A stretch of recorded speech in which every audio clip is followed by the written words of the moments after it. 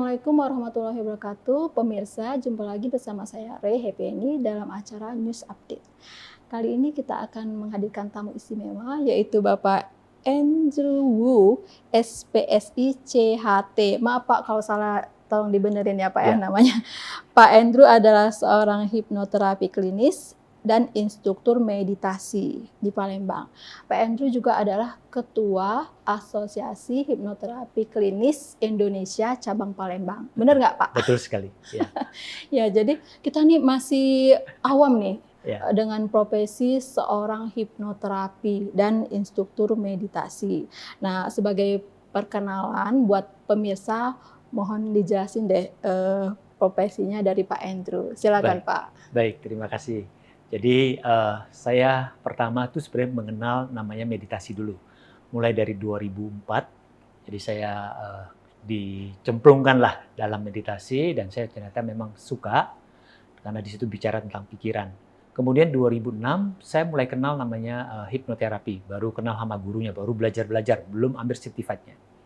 Nah setelah itu saya sempat mengundang guru saya Pak Adi yang hipnoterapinya di tahun 2008, kita bikin seminar.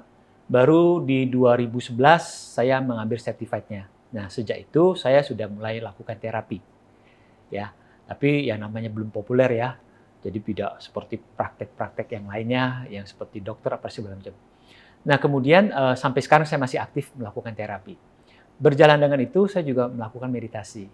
Nah, 2014 saya ditunjuk oleh guru saya juga Pak Mertade dari Bali Usada, yang mungkin beberapa yang sudah pernah tahu tentang Bali Usada, saya ditunjuk sebagai instruktur untuk kelas yang ada di Palembang. Jadi dari 2014 sampai sekarang. Jadi kelasnya adalah pertemuan seminggu sekali selama 8 kali pertemuan. Nah, jadi bidang ini saya sehari-hari saya itu sebagai hipnoterapis klinis. Betul. Jadi saya terima klien berkaitan dengan masalah psikis. Nah, di mana kalau klien kita kalau sudah ke dokter dan sebagainya, kalau dokter sudah menyatakan ini kamu nggak ada penyakit, ya bahasa umumnya kamu depresi lah, atau stres lah. Nah biasanya mereka akan rujuk ke kita. Jadi saya ada juga beberapa kerjasama dengan psikiater, psikolog, maupun juga dokter. Jadi kalau memang itu bidang kita, ya kita hanya komplemennya aja, pelengkap. Jadi bukan utama. Jadi ketika kita dapat referensi ya kita tanganin. Tapi kalau misalnya kita beberapa hal, ya kita akan langsung lihat hal-hal yang sederhana, misalnya fobia, trauma, luka batin, ya mungkin hal-hal yang berkaitan dengan emosi. Seperti gitu. Itu. Nah, meditasi juga penting. Ya. Apalagi Oktober ya. Iya. Hari memperingatin Hari Kesehatan Mental. Ya. Ini sangat penting sekali saat ini kesehatan mental karena dari WHO tadi juga Ibu bilang ada dari Dinas Kesehatan juga mengatakan bahwa dari 8 orang ya ada satu yang kemungkinan cenderung sudah mengalami gangguan masalah kesehatan mental. Iya, betul. Jadi kalau dari WHO yang sempat saya dengar, justru saat ini yang disiap-siap akan dihadapi adalah pandemi masalah kesehatan mental. Memang nggak kelihatan nampak, tapi sudah mulai banyak. Ya, kita lihat dari hal yang kecil dari rumah tangga, menyebar ke sekolah, kemudian menyebar ke tempat kerja. Dan itu efeknya luar biasa. Alhasil orang-orang sekarang menimbun banyak sekali emosi. Seperti itu, kira-kira. Nah, Pak, tadi kan Pak Andrew bilang posisinya Bapak kan setelah misalnya, kita nyampe pasien ya? Pasien atau klien. Kita sebut klien. Misalnya kliennya udah ke psikolog atau ke psikiater ya, dia misalnya merasa dirinya mengalami masalah mental, terus datang ke psikolog atau ke psikiater. Nah, setelah psikolog atau psikiaternya nggak sanggup lagi, atau dia udah merasa cukup di psikiater tapi masih mengalami masalah itu, mereka datang ke Pak Andrew sebagai hipnoterapi, atau gimana itu? Oke, baik. Itu pertanyaan yang bagus sekali. Jadi kita luruskan sedikit ya. Jadi kalau misalnya kita sebut di dokter atau psikiater, itu mereka sebut pasien. Nah, ketika misalnya hal-hal tertentu yang sudah divonis oleh psikiater mengenai satu kondisi, itu hanyalah haknya daripada psikiater tersebut. Jadi kami tidak bisa intervensi. Di sana yang bersangkutan biasa akan kita bilang tetap balik ke psikiaternya.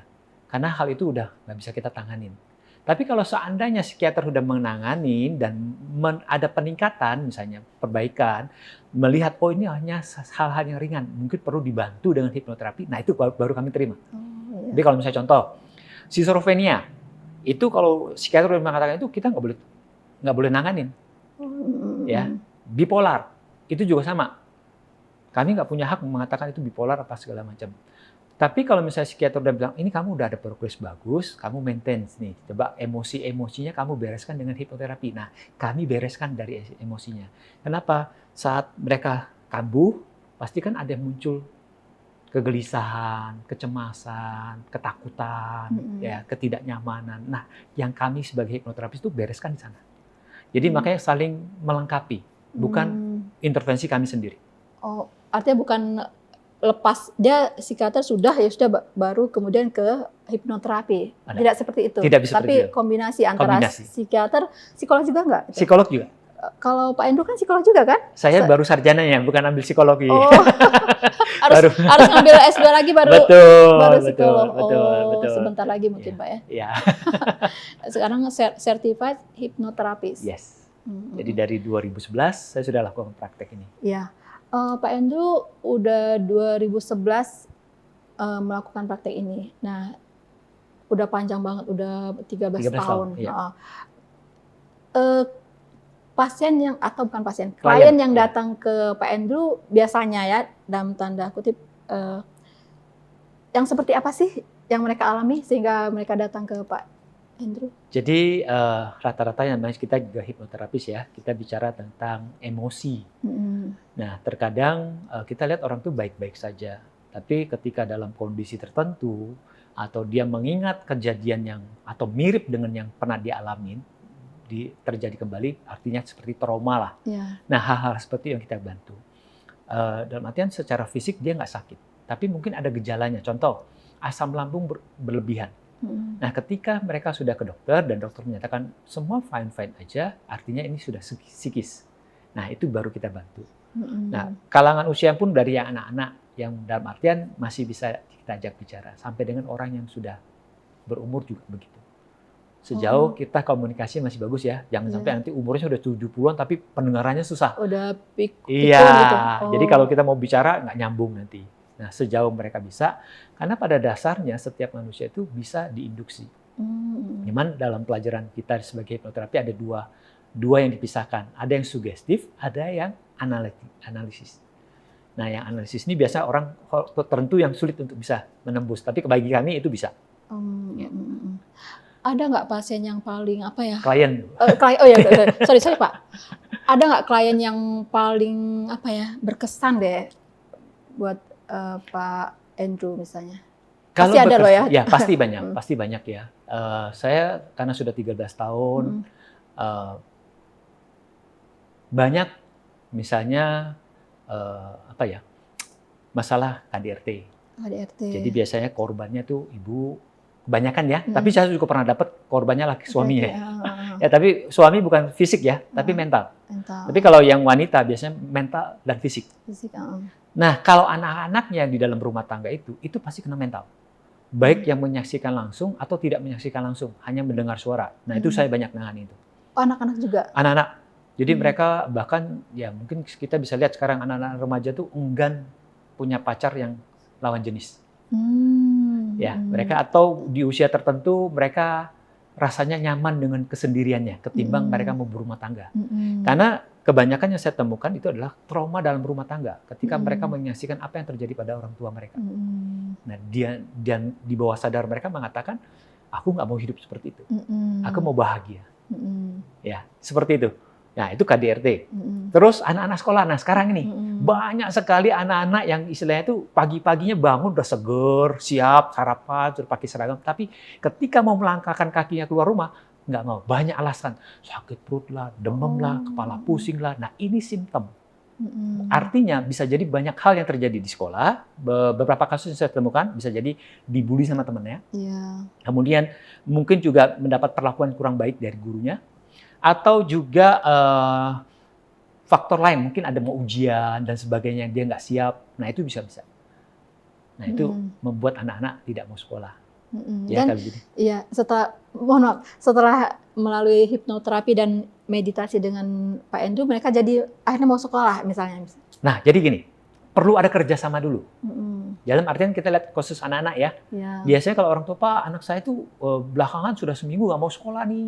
Apa nih, sudah di boarding sama sekolah dan sebagainya. Kami akan tanya, apakah anak itu bersedia nggak di terapi? Bersedia nggak? Jangan dibohongin. Nanti kamu ke sana ya, kamu cerita aja nggak apa-apa. Kamu hobinya apa? Cerita aja hobi. Bukan hal itu. Kondisi hipnosis itu adalah kesediaan dari yang bersangkutan untuk dibimbing. Ketika kita bisa masuk ke dalam kondisi stage hipnosisnya, nah akan keluar emosi-emosinya. Apa penyebabnya? Misalnya dia takut sama temennya, karena selalu dipalain lah, atau bahasa paling dipalai lah. Oh udah ada masuk sekolah, kau harus kasih aku duit Pak nih. Nah ada juga kasus seperti itu. Nah kalau itu kan ketakutan di bawah sadar dia. Jadi dia enggan, pasti simptomnya memberikan tanda apa? Demam lah, sakit kepala lah, betul. Dia mulus bolak-balik ke toilet, betul. Tapi ketika masa itu lewat, misalnya jam waktu sekolah udah lewat, dia aman, sehat. Nah seperti itu kondisinya. Nah kalau yang berkesan, saya pernah nanganin yang korban ruda paksa. Pernah, jadi ada beberapa kasus seperti itu. Banyak jadi, ya Pak ya, korban seperti itu? Perempuan ya? Perempuan? Ya, pasti perempuan. Dan kemudian juga sampai kasus LGBT juga saya pernah nangani. Jadi yang dewasa maupun yang sudah masih masuk masa-masa si sekolah lah ya, kita katakan ini. Nah itu boleh dibilangin kalau itu sampai ke masyarakat, lingkungan sosial, itu biasanya sumbernya dari rumah. Kurangnya kasih sayang, atau ada perbedaan antara kasih sayang di rumah, misalnya kakaknya lebih disayang daripada dia dan sebagainya, itu pasti akan menjadi penyebab. Sehingga ketika dia keluar dari lingkungan rumah dan dia ketemu orang yang merasa dia nyaman, nah itu dia akan. Ya. Boleh nggak saya tanya ya, kalau Bapak bersedia menjawab, misalnya korban ruda paksa, seperti apa terapi yang diberikan? Hipnoterapi dan meditasi atau gimana tuh? Ya, itu pasti otomatis menggunakan metode hipnoterapi. Jadi yang pertama yang bersangkutan bersedia dulu, karena pendekatannya tidak mudah. Karena biasa kan korbannya wanita, apalagi nanti kan dalam satu ruangan hanya berdua. Tapi kami dari Asosiasi Hipnoterapis Klinis diwajibkan dari Pak Adi sebagai guru besar kami, itu mewajibkan semua murid-muridnya yang dari di W. Gunawan Institute ini, setiap ruangan itu harus ada kamera CCTV. Jadi kita merekam, tapi bukan untuk dipublikasikan. Makanya kami tidak pernah masukkan ke YouTube apa segala macam klien mana dan sebagainya, karena itu privacy. Nah, menjaga dia dan menjaga saya, kami sebagai hipnoterapis, karena kita nggak pernah tahu di bawah sadar itu apa yang terjadi. Ibaratnya kalau bahasa umum bilang di bawah itu kayak ada monster. Dia kelihatan baik-baik seperti sekarang kondisi sadar, tapi ketika di bawah sadar dia bisa jadi orang yang bisa mengamuk, bisa marah-marah dan sebagainya. Seperti bukan pribadi dia gitu. Itu ketika hipnoterapi ya? Ya, diinduksi. Diinduksi sampai kondisi tertentu, nah itu kita akan bisa tarik emosinya. Nah, izin juga penting. Ini yang penting, yang bersangkutan diizinkan untuk diterapi. Bersedia nggak? Dan yang bersangkutan bersedia. Ya, ada nggak, tahu ibu bertanya, ada nggak anak-anak yang orang tuanya bilang, Pak, anakku bermasalah gini-gini. Setelah saya tanya sama orang tua, anaknya bersedia. Mungkin dipaksa, tanda kutip ya, mungkin sebelum datang ya. Oh, bersedia, mau katanya. Tapi setelah datang, kita bisa tahu anak ini tanda kutip menolak. Didorong untuk datang gitu loh. Nah, akhirnya kita bisa jelasin ke orang tuanya, ini jangan dipaksa.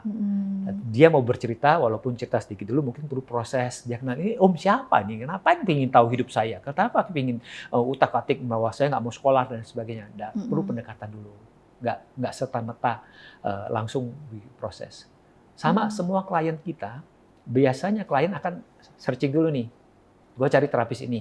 Orang ini bisa dipercaya apa enggak? Kredibilitasnya sampai seperti apa? Bisa menjaga rahasia kita? Nah, mereka akan cari tahu juga. Tapi pada saat mereka juga datang ke kita juga akan lihat nih, apakah dia bersedia di terapi atau tidak. Kalau tidak, ya biasa saya akan tolak gitu. Kita sebagai ini. Ya, karena itu perlu kerjasama. Ya. Sejauh ini inputnya orang yang merasa perlu terapi oleh Pak Andrew. Outputnya orang yang baru lagi dengan pribadi yang sudah apa? Oke, ini bagus sekali. Karena ini yang banyak salah di luar. Kalau dia mengalami trauma misalnya, di sana kan ada memori yang terjadi, rekaman apa, sangat tidak nyaman. Biasanya trauma sangat tidak nyaman. Oke, kami sebagai hipnoterapis itu ibaratnya seperti programmer yang memperbaiki softwarenya. Meriset gitu atau ya? Bukan meriset, meriset. nggak boleh. Nggak boleh. Karena kalau meriset kan hilang. Ya, Mm.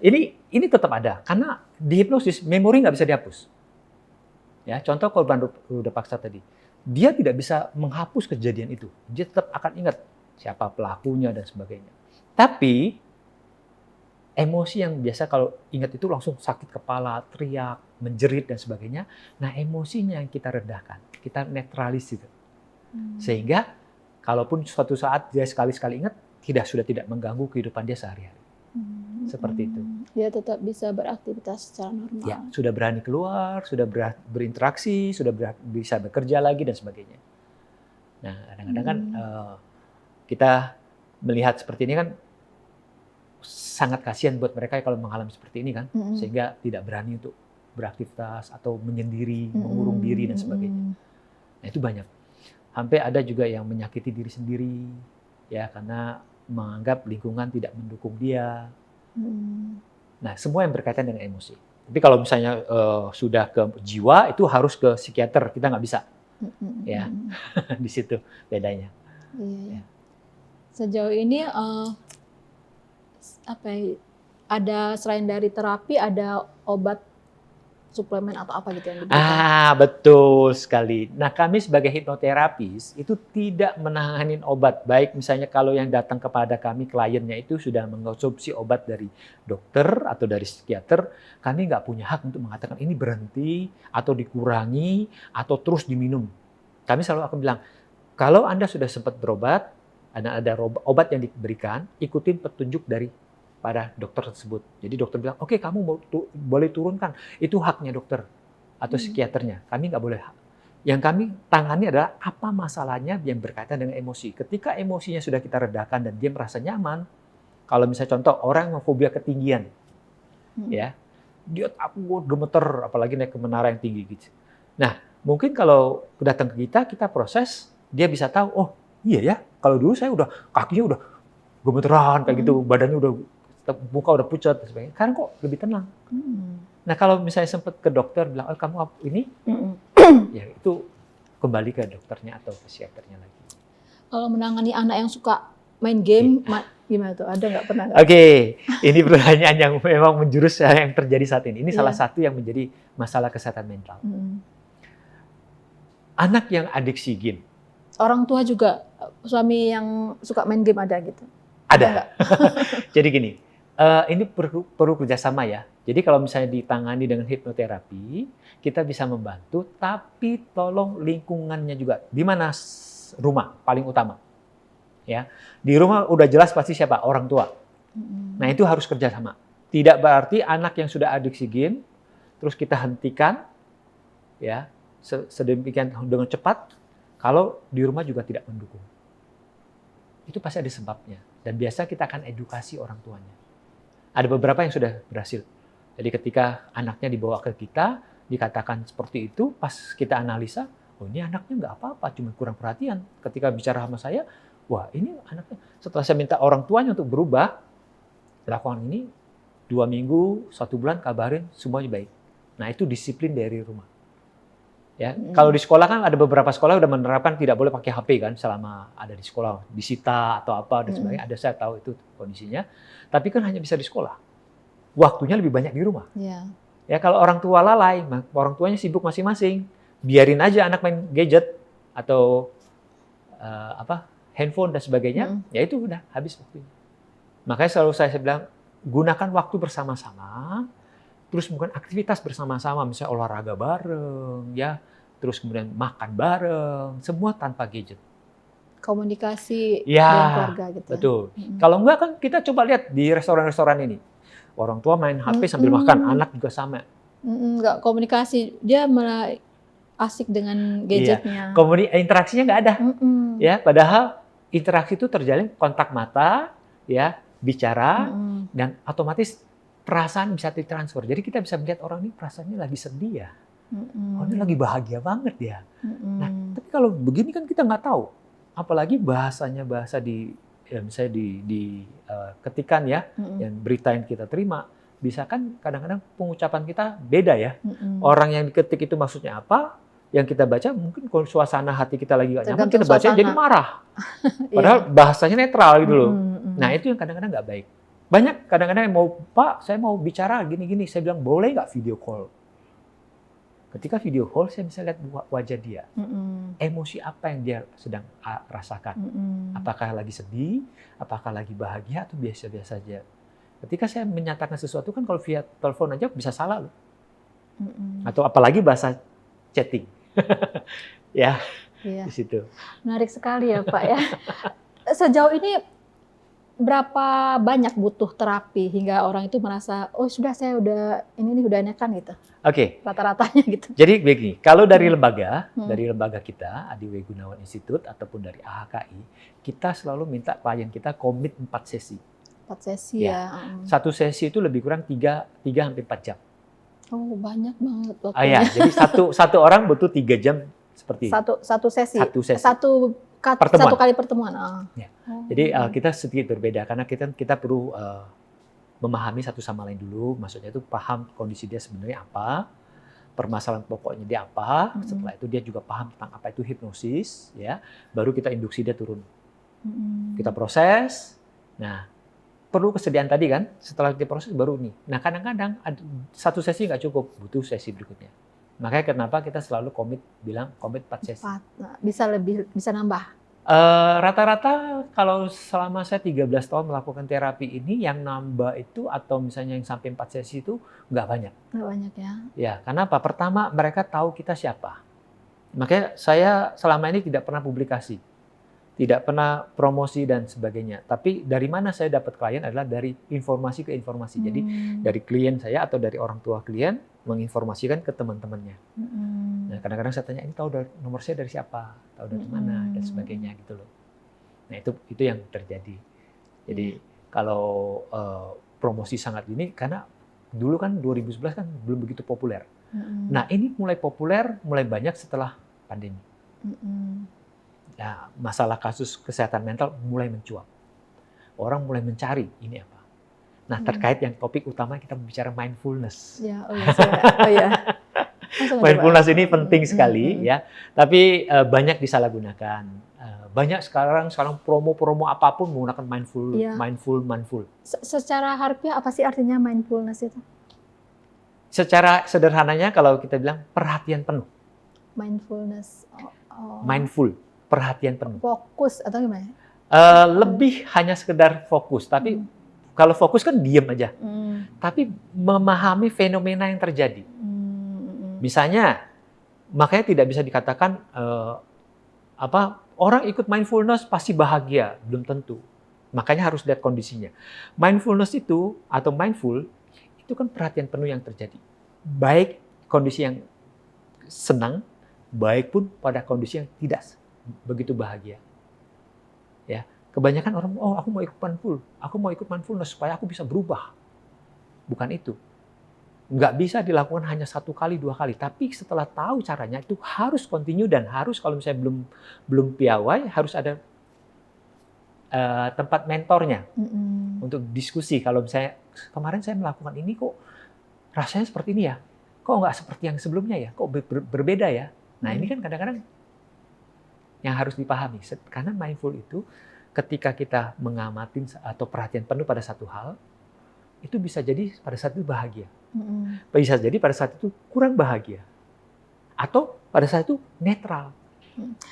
Saya biar nyambung Pak, biar nyambung dengan yang tadi hipnoterapis, instruk meditasi. Nah, kemudian ini masuk mindfulness. Nah, menyambung jembatannya dari hipnoterapi dan instruktur meditasi tadi gimana? Oke, jadi gini. Kalau kondisi yang tadi yang parah-parah tadi ya, misalnya suasana kerjanya stres, hektik banget, gampang depresi dan sebagainya, orang bilang aku punya masalah, punya luka batin, punya trauma dan sebagainya. Diproses dengan hipnoterapi itu akan lebih cepat karena kita bypass. Ya. Nah, setelah biasanya saya banyak melihat kondisi klien saya, kayaknya dia cukup beres, sudah aman, tapi yang namanya proses hidup kan masih berjalan nih. Balik ke sehari-harinya. Dia juga masih bisa kembali berinteraksi dengan orang yang bermasalah dengan diri dia misalnya. Nah, biasanya saya sarankan mereka belajar meditasi. Nah, ketika mereka belajar meditasi, di dalam meditasi itu ada mindfulness. Oh, baru nyambung Pak. Biar ada Ya. jembatannya. Ya. Nah, ketika di mindfulness ini, dia kan tahu nih, kalau dulu misalnya dia ketemu atasannya, waduh langsung perasaannya nggak nyaman. Pasti disalahin terus, pasti di ngomelin, pasti dimarahin, pokoknya dikejar deadline dan sebagainya. Ya. Kan hectic banget kan, bikin dia stres kan. Akhirnya apa, dari stres itu masuk ke fisik dia. Mungkin kena asam lambung tinggi, sudah ke dokter bilang nggak ada sakit apa-apa, lambungnya bagus, mahnya bagus dan sebagainya, nggak ada lecet dan sebagainya. Tapi kenapa dia sampai sakit mah, asam lambung berlebihan? Nah kan depresi yang tadi menekan. Nah ketika kita beresin, sudah, ketika dia ketemu lagi di kehidupan sehari-hari, kita belajar mindful. Oh mungkin atasanku lagi nggak nyaman dengan suasana di rumah, mungkin habis pagi lagi gontok-gontokan gitu ya. Yeah. Sampai di rumah kan bawaannya masih nggak nyaman. Kita juga kena. Ya, atau misalnya mitra bisnisnya lagi ada masalah sehingga dia tertekan, ataupun mungkin dari pusat yang menekan dia. Sehingga dia sharekan tekanan ini ke bawahannya. Nah, yang bawahannya kalau nggak tanpa mindfulness, artinya apa? Loh, kok dia berubah ya? Kemarin dia baik, kenapa hari ini dia begitu ya? Aku kok nggak nyaman ya kalau dia ngomong dengan tekanan begitu. Yeah. Nah kalau kita punya mindful, kita tahu, oh berarti kita mencoba memahami kenapa orang seperti itu. Yeah. Kenapa? Jadi bisa jadi ke suasana. Nah biasanya orang akan mengenal mindfulness itu pada saat kondisi tidak nyaman. Oh lagi dapat tekanan. Aduh harus mindfulness, tenang.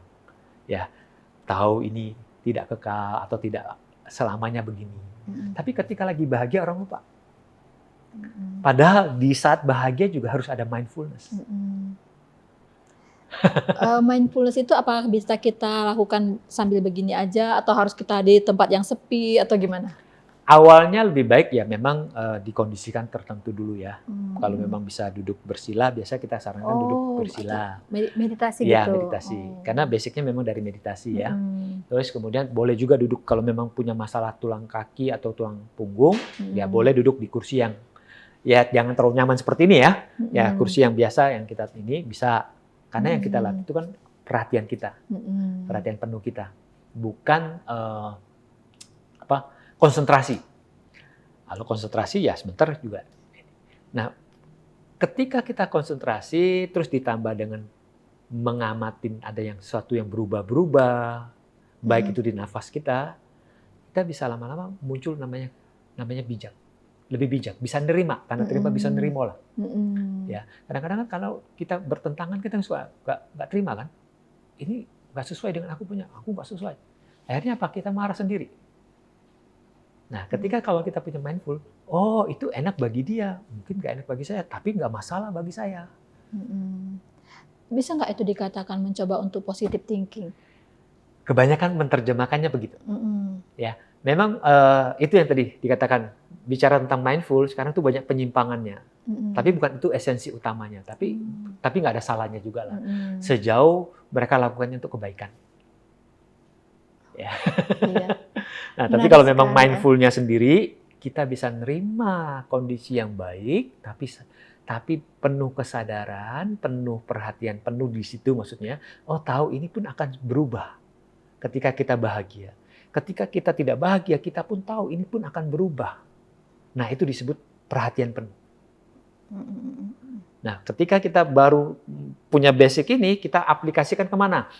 Ke spiritual kita. Kita akan lebih kusuk dalam sholat atau doa. Ketika kita bawakan dalam bidang pekerjaan kita akan lebih tenang. Kita menghadapi tekanan. Tapi juga kita akan tahu, bahagia ini tidak akan selamanya. Misalnya, happy-happy. Kayak kemarin tuh diundang ulang tahun nih ya. Nah, kan saya bagi sesi sebentar kan. Oh itu suasana happy sebentar. Tapi setelah itu keluar dari ruangan itu, wah mulai hectic kembali kan teman-teman di sini kan. Waduh kejar deadline. Kejar deadline. Wah ini mulai stres. Nah itu yang dikatakan, oke, deadline dikejar, betul. Kebanyakan orang menggunakan mindful itu seolah nggak perlu lagi itu. Nah itu yang salah. Justru dalam kondisi hectic itu, kalau punya mindful itu akan lebih bagus. Sehingga informasi yang disampaikan juga tidak salah. Tidak menyakiti pihak manapun, dan sebagainya. Menarik sekali. Menarik sekali profesinya Pak Andrew. Nah, Pak, mungkin menjelang penutup, belum menutup ya, tapi menjelang kita menutup acara ini. Atau masih ada lagi yang mau disampaikan? Oke. Ya. Jadi gini, kalau meditasi, saya dari 2014 juga, ya 2014 kami sudah bikin satu komunitas, di mana komunitas itu lintas agama.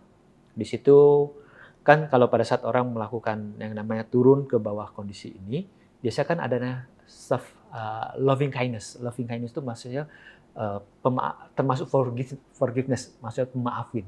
Jadi kita bisa saja memaafkan pada diri kita atau orang-orang di sekitar kita, orang tua atau keluarga, teman-teman, rekan kerja, atau bahkan mungkin orang yang di luar yang tanpa sengaja mungkin nggak suka sama kita, menyinggung perasaan kita, mungkin itu apa gitu kan.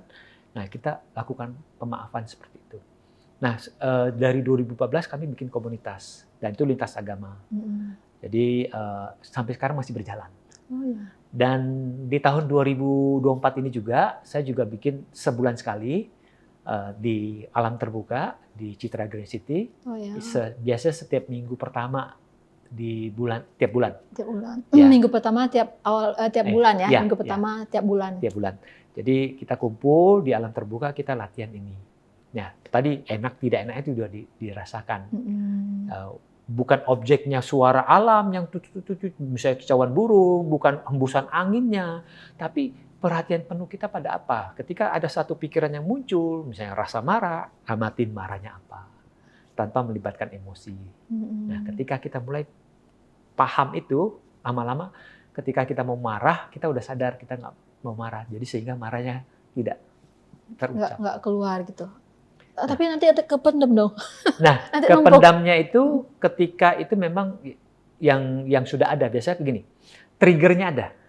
Ketika triggernya disentuh, maka akan meledak. Nah, ketika kita muncul, makanya kenapa kalau orang yang sudah sulit membendung trigger ini dibantu dengan hipnosis untuk diselesaikan dulu. Ketika ada trigger baru, udah nggak ada lagi. Nah, kalau didukung dengan mindfulness, itu akan lebih kuat.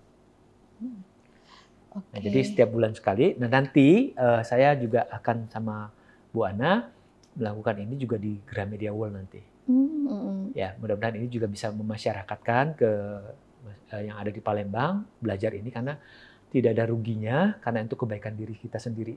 Pertama, kesehatan itu sumbernya dari kita.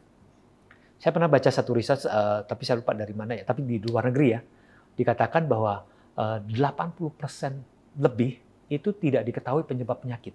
Artinya hanya 16% yang misalnya dari virus lah, dari bakteri lah, dari genetik lah dan sebagainya. Nah, 84% ini tidak diketahui penyebabnya. Artinya apa? Bisa dari pikiran, dari banyak arah. Apakah pengalaman hidup dia atau dari tontonan itu juga bisa masuk loh ya. Ya, itu bisa jadi trauma juga loh ya. Hanya sekedar dari nonton aja ya. Ya, dia merasa diri dia juga seperti apa yang ada di film itu. Nangis gitu ya misalnya. Ya. Nah, itu terekam baik. Sama hal-hal yang tertanam di bawah sadar kita itu banyak terjadi setelah kita menyaksikan atau mendengarkan atau mengalami sendiri juga bisa. Nah, ketika kita hening, meditasi, mindful, ada hal yang muncul, kita tahu itu pengalaman kita yang dulu. Nah, apakah kita mau bereaksi atau melepaskan atau memaafkan hal tersebut? Saya pernah, ibu nyakitin saya dengan kata-kata, soalnya mau ketemu ibu itu nggak mau nanti lihat wajahnya sudah nyakitin. Nah, ketika itu muncul, wajah ibu muncul, mungkin dia nggak sengaja kali ya, suasana hatinya lagi nggak bagus, habis ngomel dimarahin atasan, terus ketemu kita mukanya masem-masem, cemberut-cemberut, ngomongnya ketus, ya kan, nyinggung ke kita. Nah, kalau kita tahu ini, kita maafkan. Nah, ketika kita memaafkan kan semua agama mengajarkan kan, ya, kalau bisa orang yang melakukan salah pada kita maafkan. Yeah. Itu kekuatannya lebih besar. Dan kesembuhannya juga akan lebih cepat. Yeah. Karena bisa langsung dirasakan. Seperti melepas sesuatu yang tidak baik. Melepas hal yang negatif dari diri kita. Ya. Jadi bukan hanya tadi kan bilang berpikir positif, bukan hanya itu. Kebanyakannya itu terjadi hanya positif atau misalnya ikut mindfulness ada tujuannya untuk bahagia, belum tentu. Jadi bahagia bisa dapat atau bahkan yang kurang bahagia yang kita harus amati. Istilahnya itu kalau kita lihat bahwa hidup ini kan sebetulnya tidak selalu semuanya senang. Ya, kita mungkin ketemu teman-teman di teman kerja, oh bisa kelihatan bahagia, tapi sampai rumah, wah gontok-gontokan sama pasangan. Ya. Nah, itu harusnya di rumah bahagia, sama anak-anak bahagia, di lingkungan kerja bahagia. Kalau bisa, kita justru memberikan kebahagiaan itu pada orang lain. Ya, misalnya kita lihat orang ini sedang bersedih, kita berbagi bahagiaan. Jangan bebani lagi. Kita mewarnai orang dengan... Iya, istilahnya sekarang mewarnai, dikasih warna juga tuh. Ya, tapi warna yang bagus. Nah ini karena yang dikatakan pandemi kesehatan mental ini seperti warna yang tertular. Ketika warna yang diberikan itu tidak baik, maka banyak sekali orang yang tertular. Ada dengar istilah namanya butterfly effect? Pernah dengar, tapi dijelasin dong. Secara singkatnya begini, itu kan dikatakan kepakan sayap kupu-kupu yang kecil kan, sebenarnya nggak berdampak kan ke dia kan? Dia kalau misalnya ada kupu-kupu di sini kan nggak ada dampak. Tapi karena dia meneruskan menjadi satu badai yang besar. Bukannya butterfly itu kan orang lemah ya. Tuh enggak, butterfly itu happy gitu. Ya. Apakah itu artinya dia men-share senangnya dia ke atau justru sebaliknya? Kepakannya ya. Nah, kepakannya itu kan anginnya kecil kan, tapi bisa menjadi angin yang badai, topan dan sebagainya. Contoh, pertama pagi-pagi misalnya suami istri bangun pagi, semuanya baik-baik. Ketika anaknya bangun juga, terus mungkin jam tangan ayahnya dimainin, nggak sengaja pecah, rusak. Wah, bapaknya marah, anaknya kena pukul, ya kan? Ibunya belain anaknya, nggak boleh begini. Nah, suasana di rumah udah nggak baik. Pergi ke sekolah, anak ini karena nggak nyaman dari rumah sudah kena marah, dia mulai ngusikin temennya, mulai gangguin temennya, karena memberikan warna tadi. Iya, efek dari yang tadi yang. Warnanya terus ke teman-temannya. Dari teman-temannya rempet lagi ke yang lebih jauh. Nah, yang ibunya atau bapaknya dari rumah tadi bawa ke tempat kerja. Nah, di lingkungan kerja juga kena. Yang tadi saya bilang contoh atasan kena tekanan dan sebagainya. Semua kena efeknya. Alhasil nggak nyaman. Luar biasa.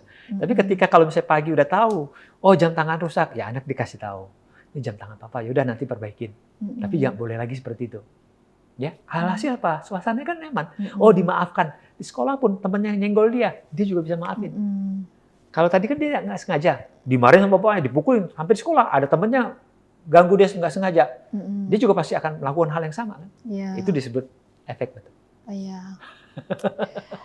Kalau bisa kita kasih warna yang positif ya, yang baik ya, getaran yang baik, penuh cinta, kasih sayang. Karena prinsip setiap manusia tuh pingin dihargai, pingin disayang, diperhatikan, nggak boleh dihina, karena dia di mata yang maha kuasa kan kita tidak ada yang satu pun yang sempurna, ya, dan masih manusia kan. Nah, tapi kalau bisa kita memberikan kebahagiaan ke banyak orang, ya tetap sama, mulai dari kita dulu, baru bisa share. Setiap agama pastinya gitu tujuannya ya. Itu kan ibadah. Kalau agama masing-masing menyebut kalau kita buat orang lain tuh bermanfaat, bisa nyenengin orang, itu ibadah. Ya, betul. Pak, mungkin sebagai penutup ya, atau ya mungkin banyak sih sebenarnya masih pengen digali, tapi karena waktu kita ada 30 menit ya, ini udah lebih sepertinya. Nah, sebagai penutup, secara singkat aja disebutin hipnoterapi itu definisinya, dan mungkin dengan profesi Bapak itu Bapak mau sampaikan ke pemirsa seperti apa misalnya. Silakan Pak.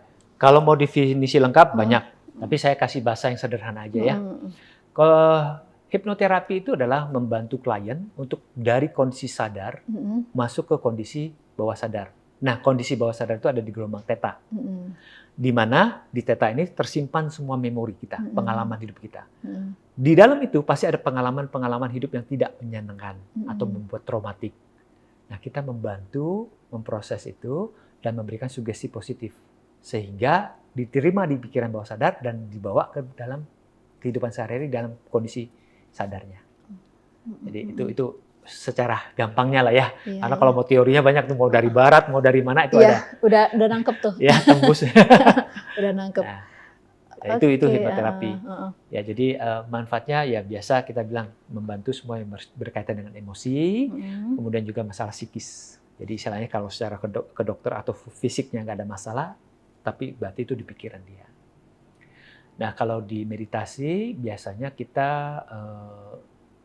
butuhkan dalam kehidupan kita sehari-hari. Sebenarnya zikir itu juga meditasi loh. Iya. Nah, perhatian yang terpusat kan, sambil Mhm. baca, ngucap, eh, pada satu perhatian penuh itu juga mindful. Tapi Mhm. yang sering terjadi adalah ketika kita baca doa apapun sesuai dengan keyakinannya masing-masing, pikirannya lari. Mhm. Ininya saja yang ngucap. Nah, itu bukan mindful. Kalau Nggak bisa apa sinkron yang ya? diucap Heeh. sama yang dipikirkan itu sama. Mhm. Nah, itu yang jadi satu. Perhatian penuh pada saat itu. Iya, iya. Ya.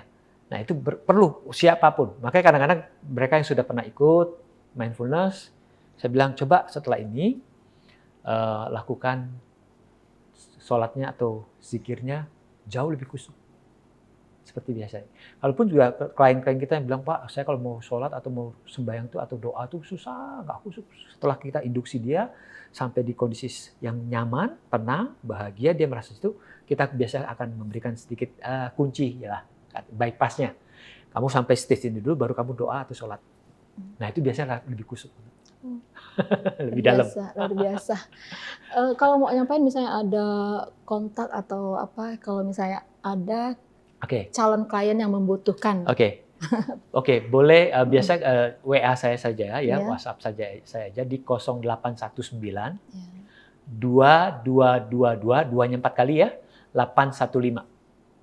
Oke. Ya, jadi WhatsApp dulu, tanya dulu karena kalau saya lagi nangin klien kan otomatis HP off ya. Mhm. Jadi nggak bisa langsung nyambung, karena kan 3 jam tuh harus dimatiin. Iya, heeh. Kita harus perhatian kepada klien. Iya. Nah, nanti setelah itu biasa kalau itu saya akan balas. Nah, Oke. dan kita juga ada aturan terapinya seperti apa. Tadi seperti kita komit 4 sesi, satu sesinya 3 jam, dan nanti juga kapan janjian. Kita bukan praktek yang seperti hari apa sampai jam berapa, hari apa terus jam berapa, enggak. Jadi kita berdasarkan janji. Oke. Ya. Sip, Pak. Mudah-mudahan tadi dicatat oleh pemirsa. Insya Allah dicatat ya. Itu pembicaraan kita yang sangat menarik, baru ya, karena kita sangat awam, jadi sangat menarik mendengar apa yang dipaparkan oleh Pak Andrew, SPSI, CHT, Ya. hipnoterapi Klinis, dan hipnoterapis klinis. Ya. hipnoterapi klinis dan instruktur meditasi. Ya.